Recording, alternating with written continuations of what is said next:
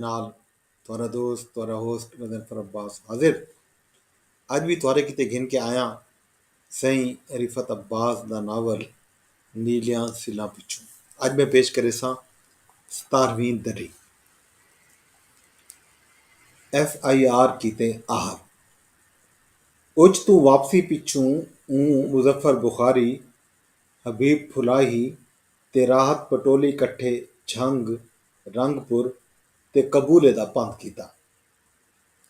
ਹੀਰ ਦੇ ਕਤਲ ਦੀ FIR ਦਰਜ ਕਰਾਉਣ ਤੋਂ ਪਹਿਲੇ ਉਨ੍ਹਾਂ ਹੀਰ ਦੇ ਕਿੱਸਿਆਂ ਵਿੱਚੋਂ ਖਾਸ ਕਰ ਦਮੋਦਰ ਦਾਸ ਦੇ ਨਕਸ਼ੇ ਨੂੰ ਵਲਦਾ ਸਮਝਿਆ।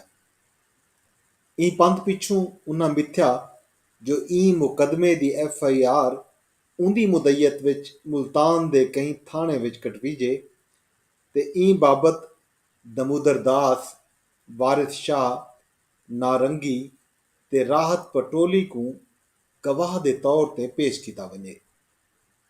ਇਹ ਗੱਲ ਦੀ ਠਾਈ ਪਿੱਛੋਂ ਉਹ ਖੁਦ ਮੁਜ਼ੱਫਰ ਬੁਖਾਰੀ ਤੇ ਹਬੀਬ ਫੁਲਾਹੀ ਮੁਲਤਾਨ ਦੇ ਇੱਕ ਨਵੇਂ ਪਲਾਜ਼ੇ ਦੀ ਤੀਜੀ ਮੰਜ਼ਲ ਤੇ ਮੁਹੰਮਦ ਨਵਾਜ਼ ਖੋਖਰ ਐਡਵੋਕੇਟ ਦੇ ਚੈਂਬਰ ਵਿੱਚ ਪੁੱਜੇ। ਮੁਹੰਮਦ ਨਵਾਜ਼ ਖੋਖਰ ਜਿਹੜਾ ਮੁਜ਼ੱਫਰ ਬੁਖਾਰੀ ਦਾ ਪੁਰਾਣਾ ਜਾਣੂ ਹਾ ਚੰਗੇ ਸਭਾ ਨਾਲ ਮਿਲਿਆ। ਮੁਹੰਮਦ ਨਵਾਜ਼ ਖੋਖਰ ਉਹਨਾਂ को ਆਪਣੇ ਸਾਹਮਣੇ ਵਾਲੀਆਂ ਕੁਰਸੀਆਂ ਤੇ ਆਦਰ ਨਾਲ ਬਿਠਾਇਆ। ਉਹਨਾਂ ਦੇ ਆਉਣ ਤੋਂ ਪਹਿਲੇ ਇੱਥਾਂ ਦੋ ਬੰਦੇ ਜਿਹੜੇ ਆਪਣੇ ਕੱਪੜਿਆਂ ਤੋਂ ਕਈ ਇਲਾਕੇ ਦੇ ਭੋਏਦਾਰ ਪੈ ਲੱਗਦੇ ਹਨ ਬੈਠੇ ਹਨ ਤੇ ਉਹਨਾਂ ਵਿਚਕਾਰ ਜੱਜਾਂ ਅਤੇ ਵਕੀਲਾਂ ਦੇ ਝੇੜਿਆਂ ਬਾਰੇ ਗਾਲ ਮੁਹਾਰ ਟੁਰਦੀ ਪਈ ਹੈ। ਮੁਹੰਮਦ ਨਵਾਜ਼ ਖੋਖਰ ਆਪਣੀਆਂ ਗਾਲੀਂ ਵਿੱਚ ਅੱਖੀਂ ਤੇ ਹੱਥਾਂ ਨੂੰ ਰੱਜ ਵਰਤੇਂਦਾ ਤੇ ਕਈ ਕਈ ਵੇਲੇ ਮੇਜ਼ ਤੇ ਮੁੱਖ ਮਾਰ ਤੇ ਰੱਜ ਠਕਾਰਾ ਦਿੰਦਾ ਹਾ। ਉਹਦੇ ਦੋ ਮਹਿਮਾਨੇ ਵਿੱਚੋਂ ਇੱਕ 55 ਸਾਲ ਦਾ ਜਣਾ ਜੈ ਬੋਸਕੀ ਦੀ ਸ਼ਲਵਾਰ ਕਮੀਜ਼ ਪਾਤੀ ਹੈ। ਹਰ 2-3 ਮਿੰਟ ਪਿੱਛੋਂ ਇੱਕ ਵਾਧਤ ਕਢੇਂਦਾ ਤੇ ਦੂਜੇ 30-35 ਸਾਲ ਦਾ ਜਵਾਨ ਆਪਣੇ ਸੰਗਤੀ ਦੇ ਮੰਦਿਆਂ ਤੇ ਉੱਠੀ ਕੇ ਨੱਚਣ ਪੈ ਵੇਂਦਾ ਹਾ। ਮੁਹੰਮਦ ਨਵਾਜ਼ ਖੋਖਰ ਐਡਵੋਕੇਟ ਇਹ ਸਾਰੀ ਚੱਸ ਵਿੱਚ ਰੁੱਝੇ ਲਈ ਤੇ ਲੱਗਦਾ ਹਾ ਇਹ ਉਹਦੇ ਰੋਜ਼ ਦੇ ਆਵਤਕਾਰ ਹਨ। ਉਹ ਕਈ ਵੇਲੇ ਉਹਨਾਂ ਨੂੰ ਦੇਖ ਕੇ ਤਰਸੱਲੇਦਾਰੀ ਵਿੱਚ ਮੁਸਕਦਾ ਹਾ ਜੋ ਹੁਣੇ ਗਾਲ ਕਰਨੇ ਹੈ। ਇਹ ਅਰਸੇ ਵਿੱਚ ਮੁਹੰਮਦ ਨਵਾਜ਼ ਖੋਖਰ ਦਾ ਮੁਨਸ਼ੀ ਚੰਗੀ ਚਾਹ ਬਣਵਾਇਆ। ਅੱਧੇ ਕਲਾਕ ਪਿੱਛੋਂ ਉਹਦੇ ਉਚੇਚੇ ਮਹਿਮਾਨੇ ਮੋਕਲ ਮੰਗੀ ਤੇ ਵਕੀਲ ਉਹਨਾਂ ਨੂੰ ਪਲਾਜ਼ੇ ਦੇ ਪੌੜਿਆਂ ਤੇ ਛੋੜਨ ਗਿਆ। ਕੁਰਸੀ ਤੇ ਬਹਿੰਦਿਆਂ ਹੀ ਮੁਹੰਮਦ ਨਵਾਜ਼ ਐਡਵੋਕੇਟ ਜ਼ੋਰਦਾਰ ਠਕਾਰਾ ਦਿੱਤਾ ਤੇ ਮੁੱਖ ਮੇਜ਼ ਤੇ ਮਾਰੀ। ਹਾਂ ਹੁਣ ਤੁਸਾਂ ਹਾਲ ਲਿਓ ਮੁਜ਼ੱਫਰ ਬੁਖਾਰੀ ਸਹੀ, ਇਹ ਪੁਰਾਣੇ ਬੇਲੀ ਹਨ, ਇਹਨਾਂ ਨਾਲ ਰੋਜ਼ ਦੀ ਸੰਗਤ ਹੈ ਜੀ, ਹਾਲ ਲਿਓ। ਮੁਜ਼ੱਫਰ ਬੁਖਾਰੀ ਉਂਦੀ ਅਤੇ ਹਬੀਬ ਫੁਲਾਹੀ ਦੀ ਵਕੀਲ ਨਾਲ ਜਾਣ ਸੁਣਾਣ ਕਰਾਈ ਤੇ ਬੋਲਿਆ, ਅਸਾਂ ਤੁਹਾਡੇ ਕੋਲ ਇੱਕ ਕਤਲ ਦੀ FIR ਕਟਵਾਉਣ ਕੀਤੇ ਗਾਲ ਮੁਹਾਰ ਸਾਂਗੇ ਆਏ हैं। ਮੇਰੇ ਧਿਆਨੋਂ ਤੁਸਾਂ ਇਹ ਮੁੱਦੇ को ਸਮਝ ਸਕਦੇ ਹੋ। ਮੁਹੰਮਦ ਨਵਾਜ਼ ਖੋਖਰ ਐਡਵੋਕੇਟ ਮੁਜ਼ੱਫਰ ਬੁਖਾਰੀ ਦੀ ਇਹ ਗਾਲ ਤੇ ਖੁਸ਼ ਥਿਆ ਤੇ ਠਕਾਰਾ ਦਿੱਤੇ ਬਾਝੋਂ ਮੁੱਖ ਮੇਜ਼ ਤੇ ਮਾਰੀ ਤੇ ਆਖਿਆ, ਜੀ ਮੁੱਦਾ ਬਿਆਨ ਕਰੋ। ਮੁਜ਼ੱਫਰ ਬੁਖਾਰੀ को ਬੋਲਣ ਦੀ ਇਸ਼ਾਰਤ ਦਿੱਤੀ। ਜੀ ਅਸਾਂ ਤੁਹਾਡੇ ਕੋਲੋਂ ਇੱਕ ਕਤਲ ਦੀ ਮੋਹਰੀ ਰਿਪੋਰਟ ਬਾਰੇ ਮਸ਼ਵਰਾ ਚਾਹੁੰਦੇ ਹਾਂ। ਜੀ ਬਿਲਕੁਲ ਠੀਕ ਹੈ, ਤੁਸਾਂ ਗਾਲ ਕਰੋ। ਵਕੀਲ ਤਰਸੱਲੇ ਦਾ ਬੋਲਿਆ, ਅਸਾਂ ਹੀਰ ਦੇ ਕਤਲ ਦੀ FIR ਦਰਜ ਕਰਾਉਣ ਚਾਹੁੰਦੇ ਹਾਂ। ਉਹ ਵਕੀਲ ਦੀਆਂ ਅੱਖੀਂ ਵਿੱਚ ਝਾਤ ਭਰਿੰਦਿਆਂ ਹੋਇਆਂ ਆਖਿਆ। ਮੁਹੰਮਦ ਨਵਾਜ਼ ਖੋਖਰ ਨੂੰ ਗਾਲ ਪੂਰੀ ਤਰ੍ਹਾਂ ਸਮਝ ਨਾ ਲੱਗੀ। ਉਹ ਬਹੁ ਹੌਲੀ ਜਿਹੀ ਮੁੱਖ ਮੇਜ਼ ਤੇ ਮਾਰੀ ਤੇ ਸਿਰ ਅੱਗਾ ਵਧੇਂਦਿਆਂ ਹੋਇਆਂ ਪੁੱਛਾ, ਕੌਣ ਹੀਰ? ਉਹ ਵਲਦਾ ਦਿੱਤਾ, ਹੀਰ ਸਿਆਲ, ਝੰਗ ਦੇ ਮਾਹਰ ਚੂਚਕ ਸਿਆਲ ਦੀ ਧੀ। ਵਕੀਲ ਆਪਣੀ ਥੋੜੀ ਤੇ ਦੂਤਰੇ ਨਿੱਕਿਆਂ ਨਿੱਕਿਆਂ ਮੁੱਖਾਂ ਮਰੇਂਦੇ ਹੋਏ ਆਖਿਆ, ਕਦਾਂ ਕਤਲ ਥਈਏ? ਉਹ ਵਕੀਲ ਦੀਆਂ ਅੱਖੀਂ ਵਿੱਚ ਡੇਦਿਆਂ ਹੋਇਆਂ ਵਲਦਾ ਦਿੱਤਾ, 500 ਸਾਲ ਪਹਿਲੇ। ਵਕੀਲ ਆਪਣੇ ਸੱਜੇ ਮੂੰਢੇ ਨੂੰ ਆਪਣੀ ਸੱਜੀ ਅੱਖ ਨਾਲ ਤਕੇਂਦਿਆਂ ਖੁਦ ਦਲਵਾਣੀ ਕੀਤੀ। 500 ਸਾਲ ਪਹਿਲੇ? ਵਕੀਲ ਆਪਣੇ ਸੱਜੇ ਮੁੰਡੇ ਕੋ ਵੱਲ ਆਪਣੀ ਸੱਜੀ ਅੱਖ ਨਾਲ ਤਕੇਂਦੇ ਹੋਏ ਖੁਦ ਦਲਵਾਇਆ। 500 ਸਾਲ ਪਹਿਲੇ? ਬਤ ਮੁਜ਼ੱਫਰ ਬੁਖਾਰੀ ਤੋਂ ਦੇਖ ਕੇ ਬੋਲਿਆ, 5 ਸਦੀਆਂ ਦੇ ਹਾਂ ਵਿੱਚੋਂ ਕਤਲ ਕਢੇਂਦੇ ਆ। ਕੁਝ ਦੇਰ ਚੈਂਬਰ ਵਿੱਚ ਅਸਲੋਂ ਚੁੱਪ ਥੀ ਗਈ।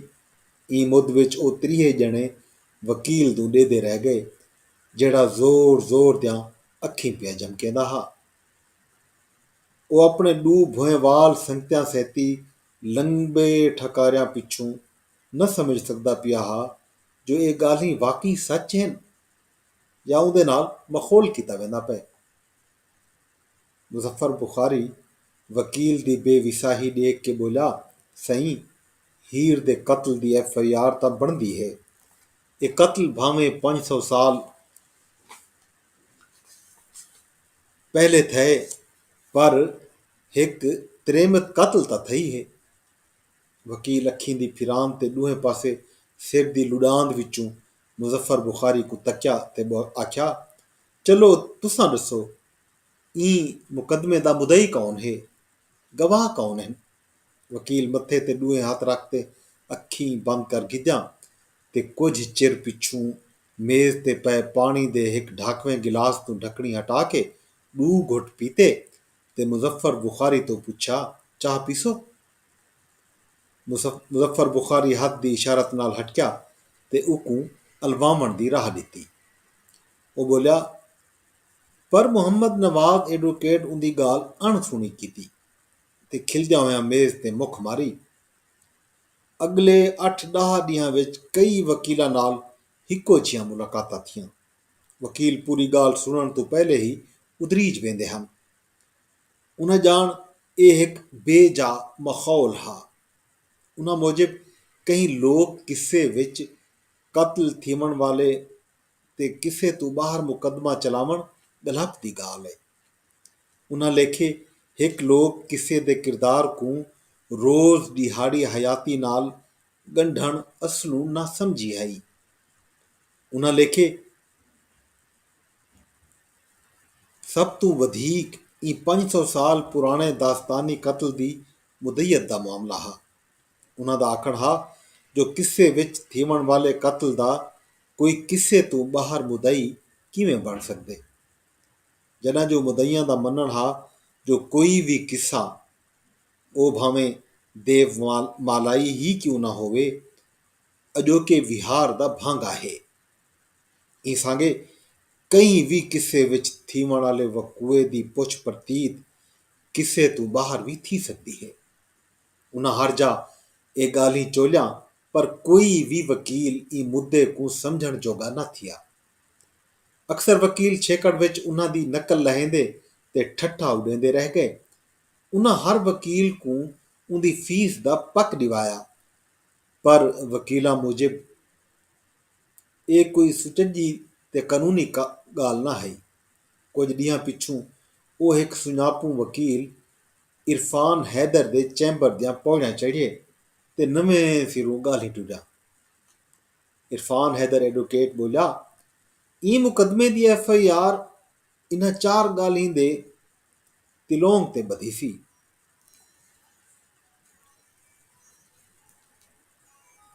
ਮਾਫ करे सो।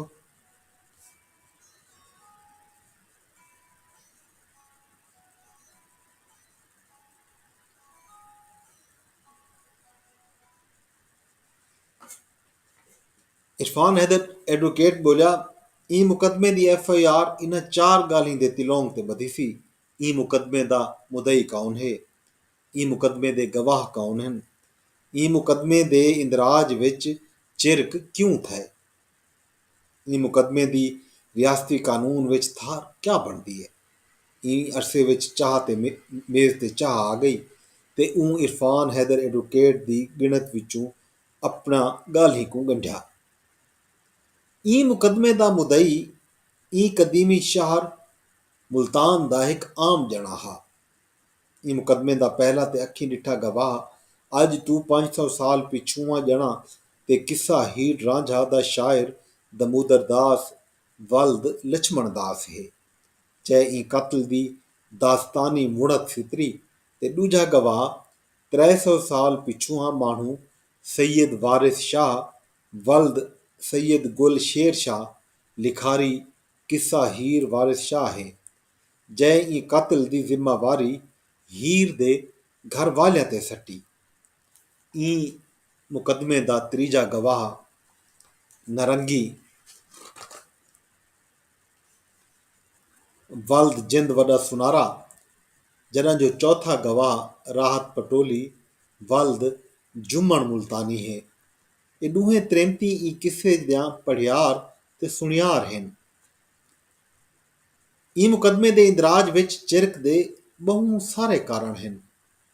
ਪਹਿਲਾ ਕਾਰਨ, ਹੀਰ ਦੇ ਕਤਲ ਨੂੰ 500 ਸਾਲ ਉਹਦੇ ਆਪਣੇ ਕਿੱਸੇ ਦੀ ਰੁਮਾਂਤਰ ਵਿੱਚ ਲੁਕਾਇਆ ਗਏ। ਕਿਸੇ ਦੀ ਰੁਮਾਂਤਰਾ ਵਿੱਚ ਲੁਕਾਇਆ ਗਿਆ। ਦੂਜਾ ਕਾਰਨ, ਹੀਰ ਦੇ ਕਤਲ ਨੂੰ ਤਸਵੁਫ ਦੇ ਓਛਣ ਵਿੱਚ ਲੁਕਾਇਆ ਗਿਆ। ਇਸ ਤਰ੍ਹਾਂ ਕਤਲ ਦਾ ਦਰੋਹ ਕਈ ਵੱਡੀ ਹਕੀਕਤ ਦੇ ਮਿਲਾਪ ਨਾਲ ਗੰਢੀਜ ਗਿਆ। ਹੀਰ ਕਈ ਜੁਜ਼ ਵਾਂਗੂ ਰਾਂਝਣ ਦੇ ਕੁੱਲ ਵਿੱਚ ਰਲ ਗਈ ਤੇ ਇੱਕ ਹੋਂਦੜ ਕਤਲ ਅਣਹੋਂਦੜ ਥੀ ਗਿਆ। ਤੀਜਾ ਕਾਰਨ, ਹੀਰ ਦੇ ਕਤਲ ਨੂੰ ਨਾਟਕ, ਥੀਏਟਰ ਤੇ ਫਿਲਮ ਦੇ ਪਰਦੇ ਵਿੱਚ ਲੁਕਾਇਆ ਗਏ।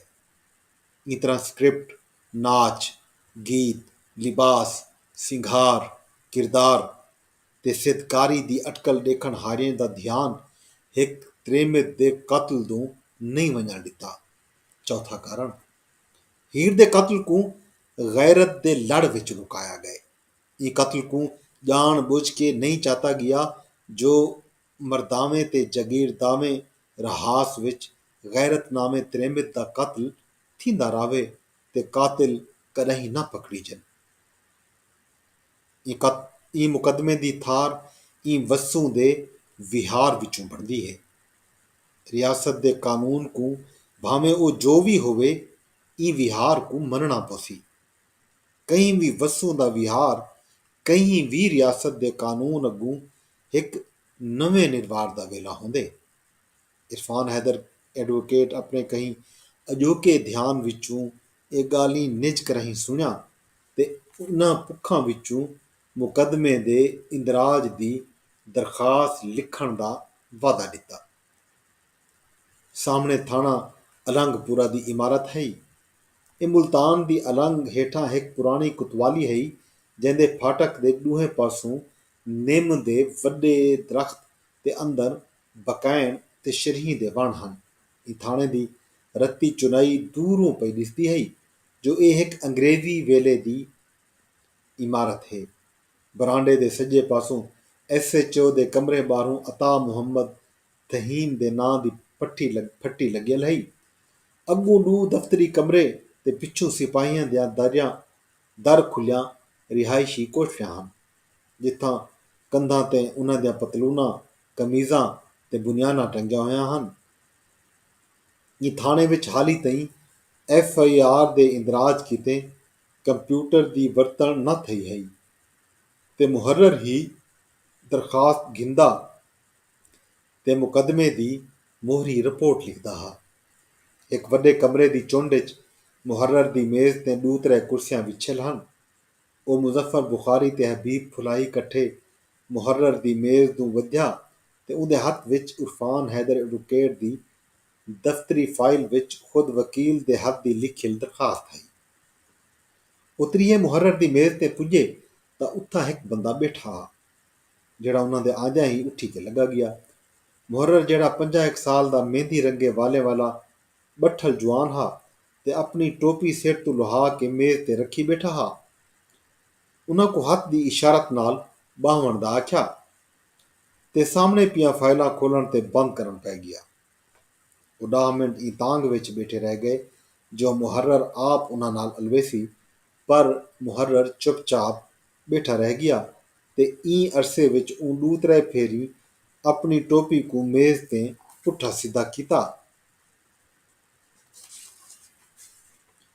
ਕੁਝ ਝਟ ਬੀਆ ਜੰਬਿਆ ਤੇ ਵਕਤ ਫਾਈਲ ਕੋ ਮੇਜ਼ ਤੇ ਮੁਹੱਰਰ ਨੂੰ ਸੋਰਿਆ ਤੇ ਆਖਿਆ असां हिकु FIR दर्ज करावण सां गए आए हैं।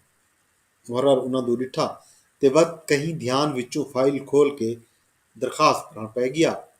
हूँ हिकु मिंट तू भी घट मुद विच दरखास्त ते झार मार गिदी ते वत तिखाई नाल पुछा, ये क्या है? एक कत्ल दी FIR पारूं दरखास्त है। वलदा दिता, कहने कत्ल दी FIR? मुहर्रर वलदा पूछा, हीर दे कत्ल दी FIR। ऊं थराम नाल आख्या, केड़ी हीर? मुहर्रर उचेरा बोलिया, झंग मघियाणे दी माहर चूचक सियाल दी धी। ऊं वत थराम नाल आख्या, कॾण कत्ल हुई है?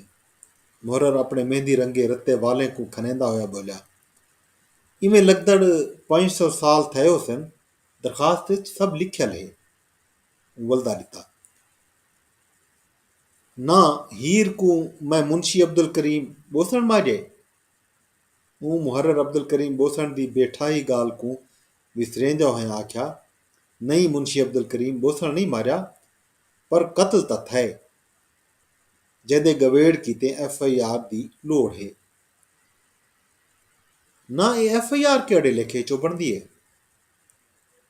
दफ़ा 154 मजमुआ ज़ाब्ता फौजदारी दे लेखों। मुजफ्फर बुखारी बोलिया, तुसा अज 500 साल पिछू हीर दे कत्ल दे मुदई किवें बन गए हो? वो तप के बोलिया, कहीं किस्से विच थीवण वाले कत्ल ते ऊ किस्से दा कोई सुनियार या पढ़ियार कहीं भी जमाने विच FIR दर्ज करा सकदा है। यह एक निर्वार दी गाल है जेड़ी दरखास्त विच कीती गई है। हबीब फुलाई वलदा दिता, मैं पढ़ गिदी है दरखास्त, ये कहीं भी रियासती कानून दे मुताबिक कह नहीं। मुहर्रर एकदम पटीज के बोलिया। हबीब फुलाई आख्या, तुसा ई दरखास्त को वलदा पढ़न अते समझण दी थोर करो ते SHO दी मनैत पिछू ई कत्ल दा परचा कटवाओ। मुहर्रर हबीब फुलाई ते मुजफ्फर शाह को डेदा हुआ बोलिया, तुसा SHO अता मोहम्मद फहीम को नहीं जानदे? ये दरखास्त देख के वो एंजा फिटसी जो कहीं तू भी ना चली सी। मुहर्रर एक बारी पल अलवाया, तुसा कि थई मेरे नाल मश्करी तो नहीं पे करेंदे? असा SHO को आप मिल गिंदे हैं। उतरिए मुहर्रर दी मेज तू उठी गए। SHO अता मोहम्मद फहीम थाने दी कुर्सी ते लाती एक सरकारी अटकल है जेड़ी रियासती बैटरी नाल चलती है। उन दरखास्त पढ़ी ते उन्हां दो डिठिया बाजू मुहर्रर अब्दुल करीम बोसण को सडवाया ते हीर दे कत्ल दी फाइल उंदे सीने ते मारी ते आख्या, रियासत दे कानून विच इहो जही कहीं भी दरखास्त दी थार नहीं पड़ती। जी दोस्तों, ये है नीलियां सिल्लां पिछों दी 17वीं दरी जेरी मैं अज तुहाडे नाल सांझी कीती है। उम्मीद है तुहानू पसंद आई होसी।